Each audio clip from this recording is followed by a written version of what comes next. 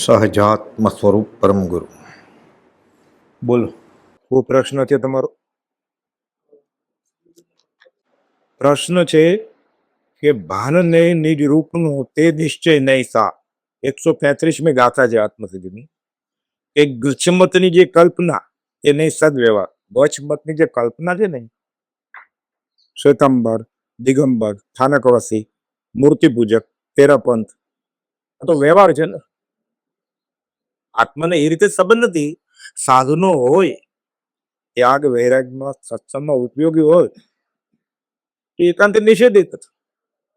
હવે યત્ન માટે મોહપતિ વાપરે કે ભાવ આવે એટલે જીનેશ્વરની પૂજા કરે પ્રતિમાને, એમાં શું વાંધો છે?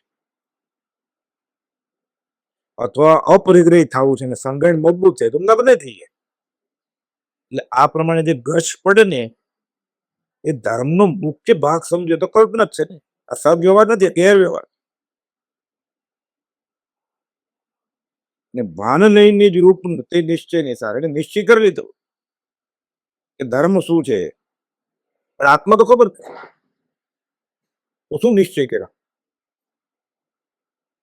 આ નિશ્ચય સાર નથી, આ અધ્યાત્મનો સાર નથી. આત્મા અનુભવો નથી, આત્માનું ઓળખાણ નથી, એને આત્મજ્ઞાની મળ્યા નથી. એ ધર્મનું શું નિશ્ચય કરે કે આ સાચું ને આ ખોટું? પછી પોતાની જે રુચિ હોય એ પ્રમાણે વ્યવહાર કરે,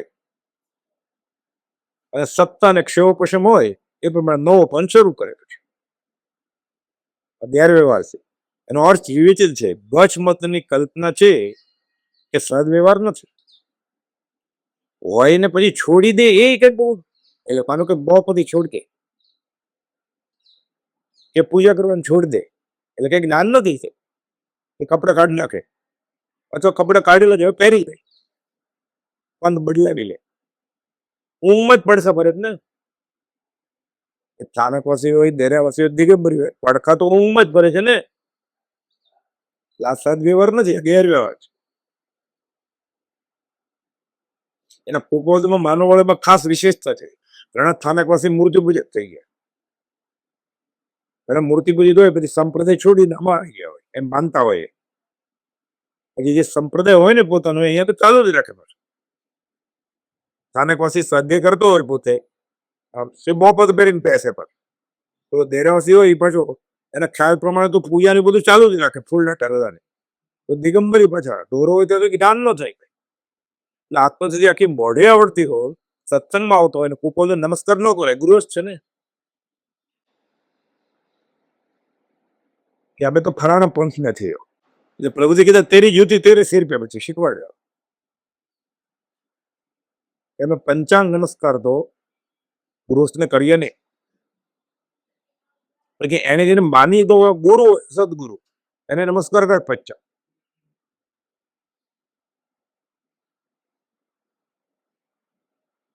એટલે ગચ્છ મતની જે કલ્પના છે તે સદવ્યવહાર નથી, પણ આત્માર્થના લક્ષણના તે દશા. ભાઈ આત્મજ્ઞાન તે મુનિ કોણ, એ ગમે તે ગચ્છ ના હોય, આત્મજ્ઞાની હોય. બરોબર. અને વ્યવહારે સમજવું એવું છે. ખૂબ જ કોઈ સ્વામિનારાયણ વાળા હોય અહીંયા આવે તો અહીંયા વાળો કોઈ સંતરામમાં જાય આત્મા માટે, એને પૂર્ણ પ્રતિક હોય કે હું જે પૂર્વમાં જન્મ્યો એમાં જ આત્મજ્ઞાની હોય, બીજા આત્મજ્ઞાની હોય જ નહીં.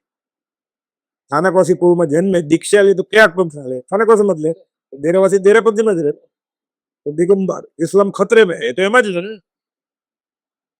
ગેરવ્યવહાર છે. આત્મજ્ઞાન હોય ત્યાં જવું જોઈએ ને. હવે દીક્ષા લીધી તો એ પૂર્વમાં હોય પણ આત્મજ્ઞાન ન પણ હોય તો ભાવ ગયો ને, જો ન હોય તો. મોત હોય ત્યાં સત હોય ને, બધું જ રાખીને કોઈ મોક્ષ ગયા નથી. ધીરે ધૈર્યમ સિનિયર થતો જાય ને, કદાગ્ર થતો જાય કે આમ જ કરવા. એ પોતાને જે સંપ્રદાયનો ખ્યાલ હોય પછી અહીંયા જ આવે. અરે પોતે જ બગડ્યું, બીજાની બગાડે. નવા હોય બહુ વંચન ન હોય એની શ્રદ્ધામાં ઘટાડો કરે. એટલે કુપોગીને બાળક કેવું બધું ઘૂસી ગયું છે. દેરાવાસીનું, સ્થાનકવાસીનું, દિગંબરનું. જે મજબૂત હોય, પૈસા વાળો હોય, સત્તાધારી હોય, એનું વધારે વર્ચસ્વ હોય એ મંદિર.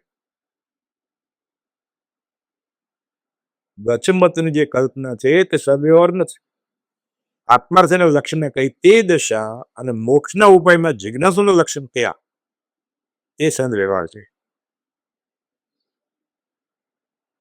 જે અત્રે સંક્ષેપમાં કહે છે પોતાના સ્વરૂપનું ભાન નથી, સંકેત નથી.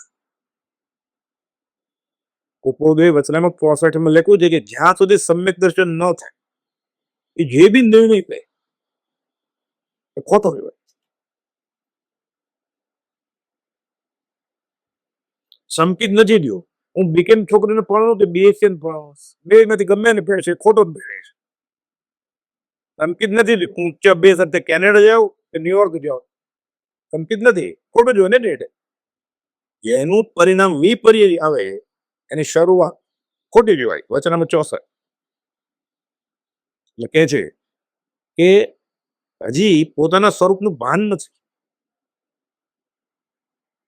એટલે વ્યવહાર સંકેત નથી. અને ગીગો જ્યાં ફરે ને ત્યાં વિષ્ટાન બોલી હારે લે દંડાય. અર્થાત જેમ દેહ અનુભવમાં આવે છે, આપણે બધા દેહ કા અનુભવ આવે છે, ભૂખ લાગે એટલે ખબર પડે, ભૂખ ન હોય ને સોગંદ આવે તોય ખબર પડે.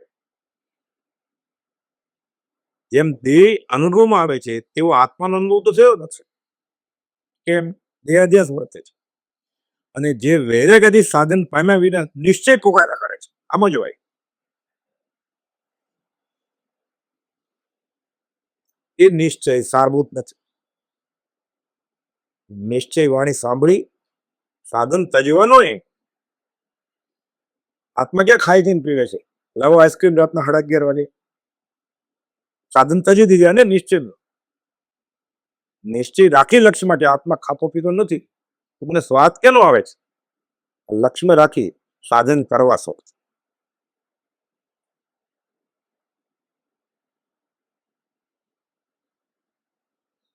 133મી ગાથા. એટલે આપણે તો સહેલામાં સહેલો, પહેલોમાં પહેલો, છેલ્લામાં છેલ્લો ભક્તિ માર્ગ એને કહ્યું. એ ગમે ત્યારે ભક્તિ કરતા કરતા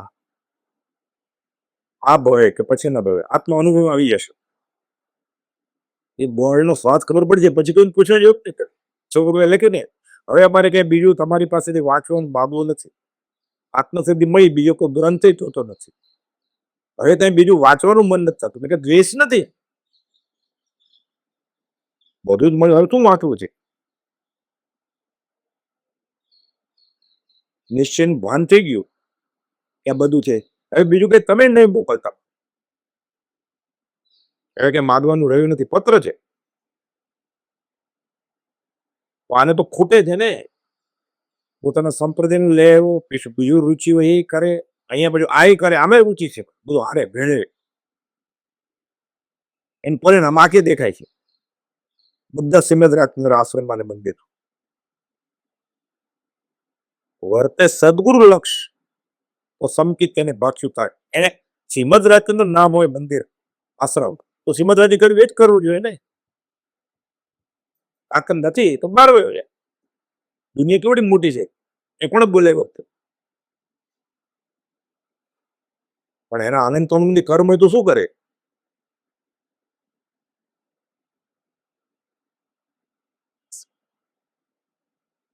તમે રામ મંદિરમાં જાઓ કે પછી અહીંયા વાત કરવા મળે તીર્થંકર ચાલે સ્વામિનારાયણ, એને બરોબર લાગ્યું છે ને ભલે ત્યાં જતો હોય તો દૂધમય પગ છે, દહીંમય પગ છે. કચ્ચા લીંબુ, નાના છોકરા રમે ને કચ્ચા લીંબુ છે, એને રિઝલ્ટ ન મળે. રમવા દોડવાનું ખરો એને રિઝલ્ટ ન મળે કચ્ચા લીંબુ. બદલે નાના છોકરા કચ્ચા લીંબુ હોય. પ્રભુજી સમજાવતા ધાન ખાવું છે ધણીમાં.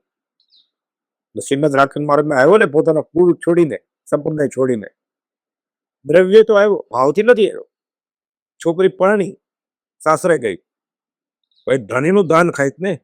અહીંયા આવ્યું એટલે શ્રીમદ રાજચંદ્રનો વચના ઉપર દુકાન ચલાવે ને. ગુણ ગાવા છે મારો ભાઈ આમ ને મારો બાપો આમ, તો બાપાને ઘરે રહેવું હતું ને, અહીંયા સમજે. એટલે અહીંયા આવીને કુલ ધર્મનો કક્કો બુઢા કરે છે. ધાન ખાવું છે ધણી વરનું ખાય ને, ગુણ ગાવા જે વીરા હતા, મારો ભાઈ આમ ને મારો બાપા આમ. તો ત્યારે એવું હતું ને, અહીંયા ઘરે ડાકી અભડાવવા માટે. તો તારા ધણીનું ખાત ને, તારા ધણીનું વચન છે ને, ગુણગાન કરે ને કે અમારે આમ ને અમારે સંપ્રદાય, એ અહીંયા અબડાવે છે. ભાન ખાવું ધણીનું, ગુણ ગાવા વીરાના. કોણ કરે છે આવું? આ બધા બેઠા છે. એ કુળમાં એ જન્મ્યો છે, એનો પપ્પા અહીંયા બોટ્યા કરે છે.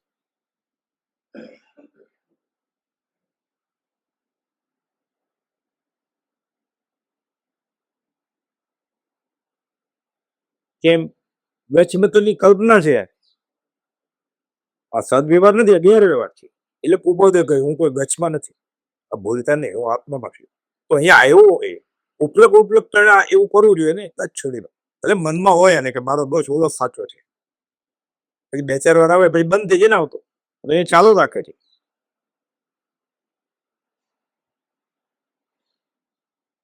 એટલે પ્રભુશ્રીની આજ્ઞા છે કે ઘણું કરીને સંપ્રદાયના કદાગ્રીઓ સાથે અધ્યાત્મ વિશે ઉઠક બેઠક રાખવી નહીં.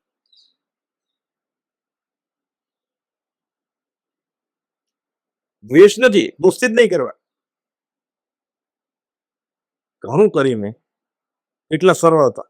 પ્રભુજી બોલે ને, જૂનો સભા મંડપ છે ને, એ હરિજન ને બધા હોય, વિષ્ટા પહેલું સાત કરવા, અને મુસલમાનો બેસતા. બાંધણું મુસલમાની કરતો, ગણેશ મંદિર બધું એ બનાવતો હતો, ચુનારો એ બેસતો. ઉબડો પોતે બેઠા હોય નીચે લાઈન. પણ એને કેવી આજ્ઞા આપી છે કે ઘણું કરીને સંપ્રદાયનો કદાગ્રહ હોય, એની સાથે અધ્યાત્મ વિશે ઉઠક બેઠક રાખતા નહીં.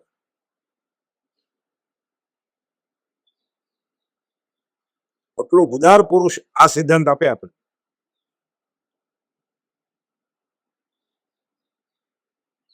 શું થાય? કહેતા પડ્યો પોદો સાથે માટીથી પડી જાય. પોદો હોય ને ગાય ભેંસ પડે માટીમાં, હજી લઈએ અરે માટી એ તો બગાડે બીજા. ઉપદેશ સિદ્ધાંતિક રીતે કીધું, પામે તેનો ફળ તે બલે ભવ. સહજાત્મ સ્વરૂપ પરમ ગુરુ.